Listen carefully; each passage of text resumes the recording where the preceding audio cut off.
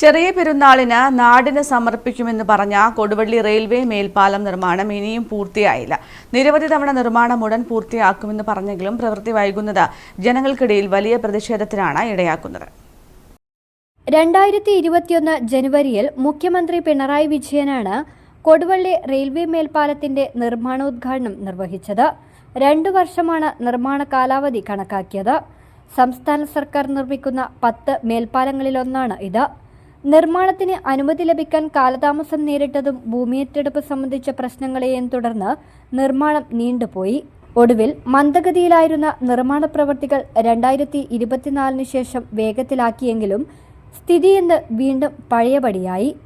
Approach റോഡിന്റെ പ്രവൃത്തിയും കൈവരി നിർമ്മാണവും ഉൾപ്പെടെ ഇനിയും ബാക്കിയാണ്.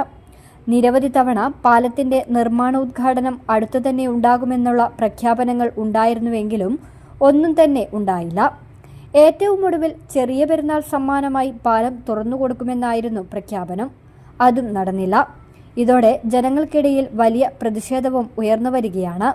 2 വർഷം കൊണ്ട് ഈ പാലത്തിൻ്റെ പണി തീർക്കുമെന്ന് പറഞ്ഞിരിക്കുകയാണ്. ഇപ്പോൾ കഴിഞ്ഞ 2 വർഷത്തോളമായി ഈ പാലം അനിശ്ചിതമായി നീണ്ടുപോവുകയാണ്.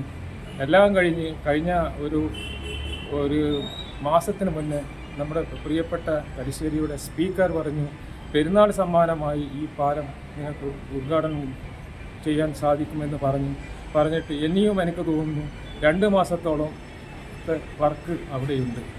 എന്നാൽ മാത്രമേ ആ പാലത്തിൻ്റെ പണി പൂർത്തിയാക്കാൻ പറ്റുന്ന മനസ്സിലാക്കിയത്. കാരണം നമുക്കറിയാം 10-70 ട്രെയിനുകൾ പോകുന്ന സമയത്ത് 20 മിനിറ്റും അരമണിക്കൂറുമെല്ലാം റെയിൽവേ ഗേറ്റ് അടച്ചിടുന്ന സ്ഥിതിവിശേഷമുള്ളത്. സ്റ്റീൽ സ്ട്രക്ചർ ഉപയോഗിച്ച് മലബാറിൽ നടത്തുന്ന ആദ്യത്തെ നിർമ്മാണമാണ് കൊടുവള്ളി റെയിൽവേ മേൽപ്പാലത്തിൻ്റേത്. 313.60 മീറ്റർ നീളത്തിലും 10.05 മീറ്റർ വീതിയിലും 2 വരി പാതയായാണ് പാലം നിർമ്മിച്ചത്. പാലം യാഥാർത്ഥ്യമായാൽ കൊടുവള്ളി റെയിൽവേ ഗേറ്റിൽ കുരുങ്ങിയുള്ള ജനങ്ങളുടെ യാത്രാ ദുരിതത്തിനും അറുതിയാകും. News bureau, Thalassery.